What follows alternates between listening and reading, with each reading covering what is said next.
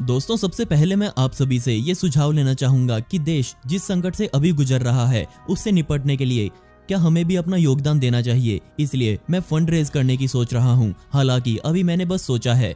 पहले आप नीचे कमेंट्स में मुझे बताएं कि क्या आप सब इस मुहिम का हिस्सा बनेंगे। अगर हाँ तो नीचे कमेंट्स में जरूर लिखें।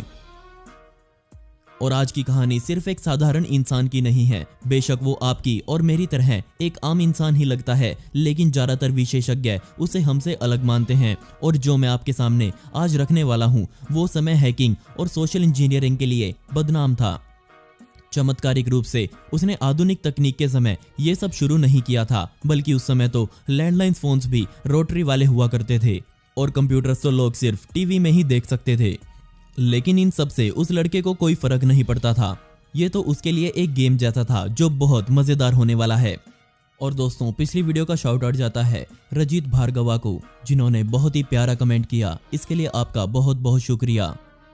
साथ ही दोस्तों, आप इस वीडियो के कमेंट्स में पिक मी लिख सकते हैं और आने वाली हर वीडियो में आप में से ही किसी एक को शाउट आउट मिलेगा। मैं बात कर रहा हूँ 30 साल पहले की।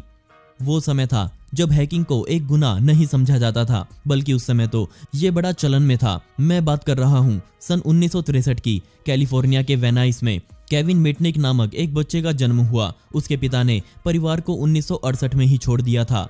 इस समय केविन सिर्फ 5 साल का था। इस वजह से परिवार को पालने की जिम्मेदारी केविन की माता पर आ गई थी। उस समय तक केविन बिल्कुल साधारण सा बच्चा था, लेकिन 12 साल का होते होते जहां आम बच्चे गेम्स में अपनी रुचि रखने लगते हैं, लेकिन केविन को बसेस में घूमना पसंद था। वो बस की खिड़की से अपने शहर को निहारता था और उसके पास पैसा बेहद कम होता था, इसलिए उसे टिकट्स खरीदने के लिए कोई पैसों का जुगाड़ करना जरूरी था। और ऐसे ही एक बार बस में घूमते हुए उसने सोचा कि किस तरह वो इन बस में फ्री में चक्कर लगा सकता है, और यहीं से उसने सारा सिस्टम घुमा डाला। उसने देखा कि टिकट्स लेने के बाद चेक इन के समय बस ड्राइवर उस टिकट पर एक पंचर से छेद करता है, और वो उस टिकट पर तिथि, समय और रूट के हिसाब से ही छेद करता था।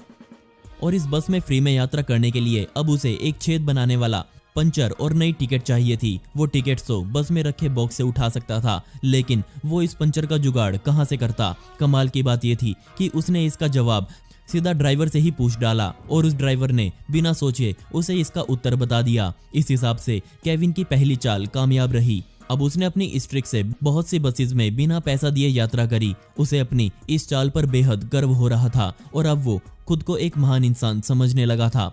उसे स्कूल के रेडियो एमेचर क्लब में ज्वाइन करवाया गया, और वहां उसे कुछ नए दोस्त मिले। उसने सभी को अपनी टिकट वाली चाल के बारे में बताया। फिर उसने कहा कि अभी तो उसे बहुत कुछ सीखना है। वो बच्चे केविन से प्रभावित थे, और उन बच्चों ने केविन को टेलीफोन से होने वाली कुछ ट्रिक्स दिखाई। उन बच्चों ने तो टेलीफोन की ट्रिक्स बताई थी, लेकिन केविन इन सब से टेलीफोन नेटवर्क्स को ही हैक करने वाली दुनिया में घुस गया। उसके दोस्तों ने बताया कि कैसे कुछ सीक्रेट नंबर्स इस्तेमाल करके दूर दूर तक कॉल्स की जा सकती है।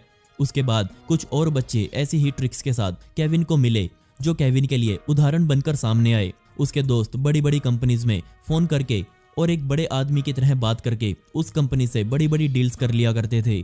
और इसी समय के बाद से केविन ने भी यही सब करना शुरू किया। उसने एक ट्रिक अपने कंप्यूटर टीचर के साथ आजमाई। उसने टीचर को कॉल किया और कोई और ही आदमी बनकर उसने टीचर के बारे में सब कुछ जान लिया, और सारी सूचना इकट्ठा करके वो टीचर के पास गया और जाकर उसे सारी कहानी सुनाई। टीचर उससे इतना खुश हुआ कि उसने केविन को अपना सबसे खास स्टूडेंट बना डाला।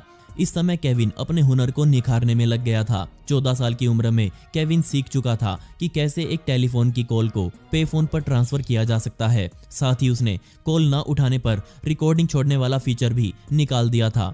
15 साल तक आते आते फोन्स के बारे में केविन से ज्यादा इस दुनिया में कोई नहीं जानता था। उसे पता था कि पूरी दुनिया में कॉल्स कैसे फ्री में लगाई जा सकती हैं। अब जल्दी ही वो इस काम से बोर हो गया। अब वो स्कूल की कंप्यूटर लैब में घंटों बैठकर मैनुअल्स को सीखने लगा था।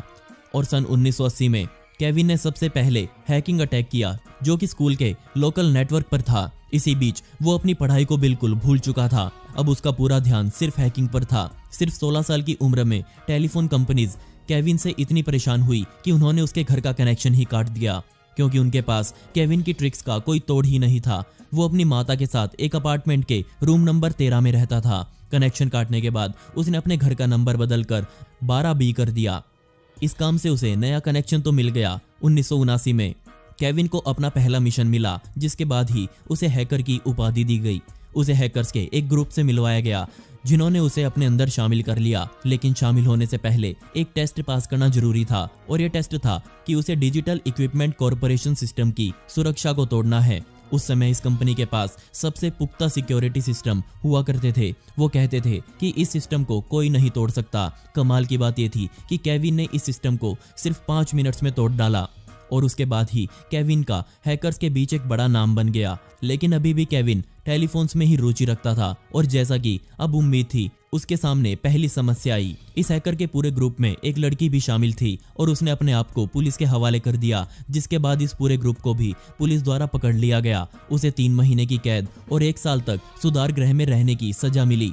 जेल में रहते हुए उसने अपना समय खराब नहीं किया। जेल के अंदर रहकर ही उसे दुनिया के सारे टेलीफोन नेटवर्क्स का ज्ञान हो चुका था। वो टेलीफोन हैकिंग का बेताज बादशाह बन चुका था और ऐसे नंबर्स बना चुका था जो कंपनी ने कभी रजिस्टर ही नहीं किए थे। वो किसी की भी कॉल सुन सकता था और किसी के भी फोन से कहीं भी फोन कर सकता था। 80 के दशक में उसने अपने हुनर को और निखारा। कैलिफोर्निया में रहते हुए उसने पूरी दुनिया के टेलीफोन नेटवर्क को एक मजाक बना डाला। साथ ही वो अपनी चाल का कोई सबूत भी पीछे नहीं छोड़ता था। अपने हैक्स करते हुए उसने काफी पैसा भी कमाया। फिर 1987 का समय आया जब उसकी किस्मत ने साथ नहीं दिया। उसके एक दोस्त ने उसकी खबर पुलिस को दे दी और इसका कारण था जलन, क्योंकि कोई भी केविन के हुनर का मुकाबला नहीं कर पा रहा था। इसके बाद तो लगातार केविन को सजाएं होती रही। इसके बाद आरपानेट जैसी चीज दुनिया में आई। अब दुनिया के शातिर दिमागों ने खेल खेला।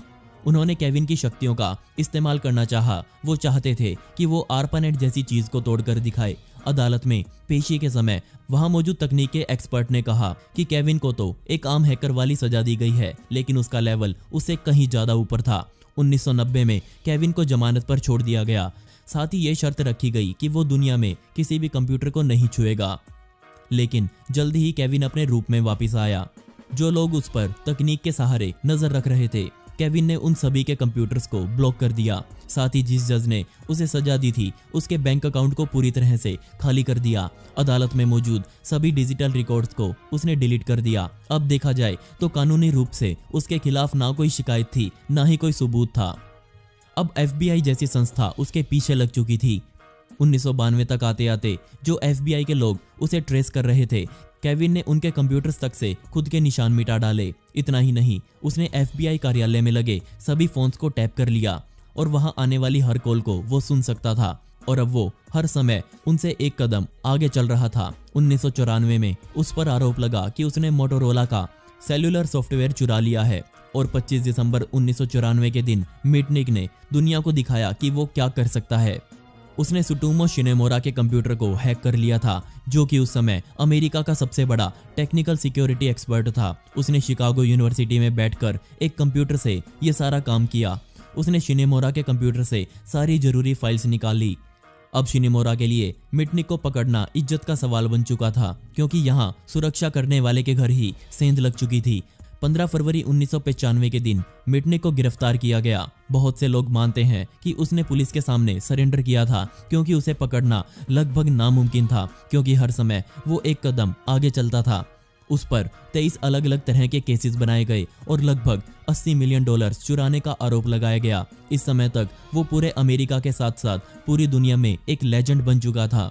उसने पूरे 5 साल जेल में बिताए, जिसमें से 1 साल तो उसे पूरी तरह से अकेला रखा गया था। अदालत में तो ये तक बोला गया कि अगर उसे एक टेलीफोन दिया जाए तो वो यहाँ बैठे ही पूरे एरोस्पेस को नियंत्रित कर सकता है। साथ ही किसी भी मिसाइल को एक टेलीफोन से लॉन्च कर सकता है।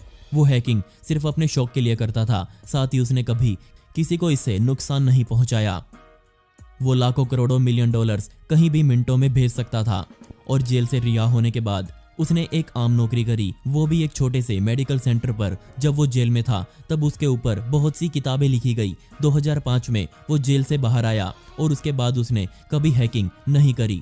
2003 के बाद उस पर लगे हर तरह के प्रतिबंध हटा लिए गए और 2010 के बाद से वो कंप्यूटर सिस्टम की सिक्योरिटी में काम कर रहे हैं। उन्होंने खुद की कंपनी बनाई जिसका नाम डिफेंस थिंकिंग रखा, जो कि आज भी बहुत सी बड़ी बड़ी कंपनीज को सुरक्षा प्रदान करती हैं।